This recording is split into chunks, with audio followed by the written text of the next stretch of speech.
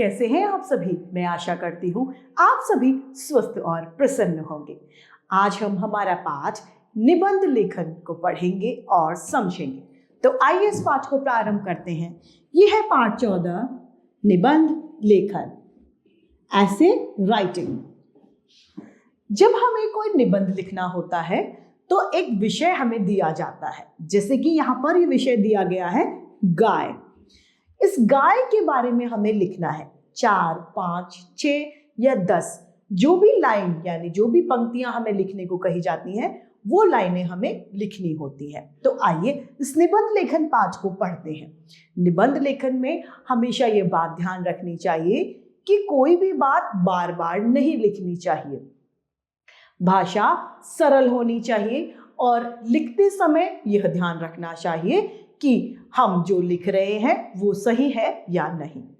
तो आइए इस निबंध लेखन को पढ़ते हैं। हमें पहला दिया गया है गाय का निबंध। तो आइए, पहला है गाय एक पालतू पशु है। दूसरा, इसे गौ माता कहकर भी पुकारते हैं। तीसरा, गाय हमें दूध देती है और दूध से हमें अनेक प्रकार की चीजें प्राप्त होती हैं, जैसे कि दही, मक्खन, पनीर, घी आदि।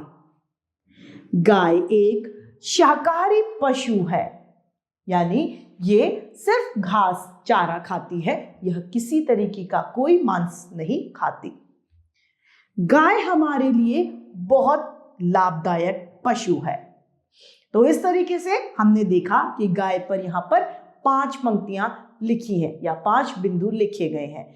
इसमें हमने देखा कि सभी बिंदु गाय से ही संबंधित है और किसी भी बिंदु को दोहराया नहीं गया है। अगला हमारा निबंध है मेरा घर। यह कह रहा है यह मेरा घर है। मैं माँ, पिताजी और दीदी के साथ अपने घर में रहता हूं। इसमें 4 कमरे हैं। घर के पीछे एक छोटा सा बगीचा भी है। मेरा घर साफ सुथरा है। तो इस तरीके से यह घर का निबंध था। अब यहां पर अभ्यास कार्य आता है। ईश्वर कहते हैं आओ हम अभ्यास करें।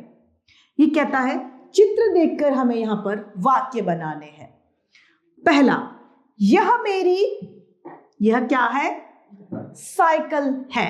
दूसरा, इसमें कितने पहिए हैं? 3 पहिए हैं। तीसरा, मेरी साइकिल का रंग लाल है।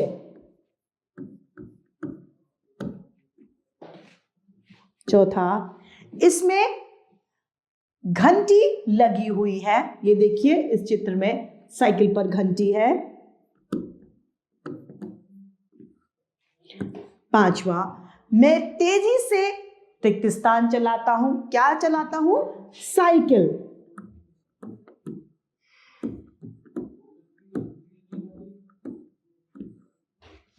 6, मुझे मेरी साइकिल बहुत पसंद है। तो इस तरीके से यहां पर हमने साइकिल पर निबंध लिखा। यहां पर यह पाठ हमारा निबंध लेखन समाप्त होता है। मैं आशा करती हूं आप सभी को यह पाठ भली भांति रूप से समझ में आया होगा। आज के लिए इतना ही, फिर मिलते हैं। धन्यवाद।